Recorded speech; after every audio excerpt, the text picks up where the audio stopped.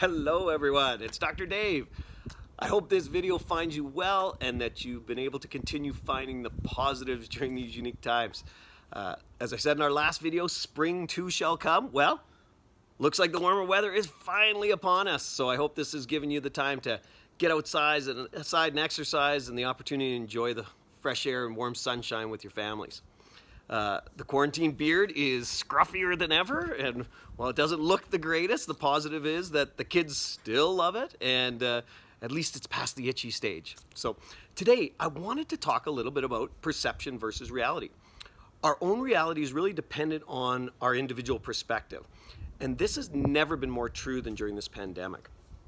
For example, if you have lost a loved one to COVID or worry about having elderly parents or an immune-compromised child, you have a different perspective. If you still have a job but are now working from home and dealing with the challenges of homeschooling, you have a different perspective. If you've lost your job and you can't pay your rent and suddenly rely on the food bank to feed your family, you have a different perspective.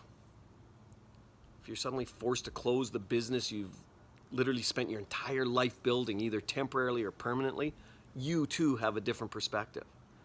So rather than judging someone because their reality seems different than yours, remember this: while we may all be in different boats, we're all in the same storm. So in times of uncertainty, let's control the things we can control. And one of those things happens to be how we treat one another. Now, I've traveled around the world, whether on chiropractic mission trips to Africa or Haiti. I lived in Australia for a year. I went to college in the United States. Globally, we Canadians, we're known for far more than just maple syrup, our love of hockey, brutally cold winters, and always saying sorry. The thing that always made me most proud to be Canadian is how others, they associate Canadians with being fun-loving, peace-seeking, kind-hearted, and how we always celebrated a culture of inclusivity. Let's not let this pandemic change our core values or strip away our Canadian identity. So I challenge you all, let's do the small things every day to restore people's faith in humanity. So even if you're filled with fear and anxiety, let's not let these negative emotions define us. And even though we hear a lot of things being contagious these last couple months, let's not forget that viruses aren't the only things that are contagious. So is kindness. So whatever your reality is, let's continue doing random acts of kindness. For example, if you're wearing a mask, you can still smile with your eyes.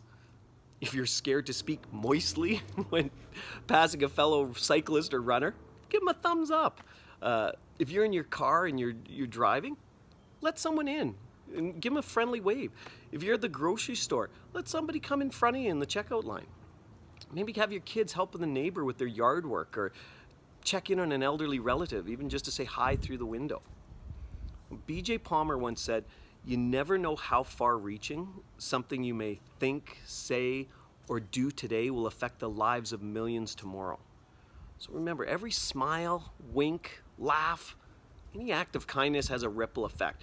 And even though we don't always feel like we have a lot of control right now, control what you can. I love this one from Maya Angelou. She said, "People won't always remember what you said, but how they feel in your presence."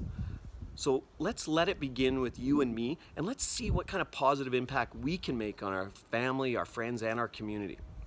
And we don't want to share the virus, so instead let's share the love. Now, make sure to follow Brisbin Family Chiropractic on Facebook. I'd love it if you shared this video. It's a great way for all of us to stay connected, and I hope you'll look forward to our next video. I'm having our kids and our family are going to do a posture challenge and have some fun with it next week. So I'll share that with you guys then. In the meantime, stay well, and I can't wait to see you guys soon. Bye.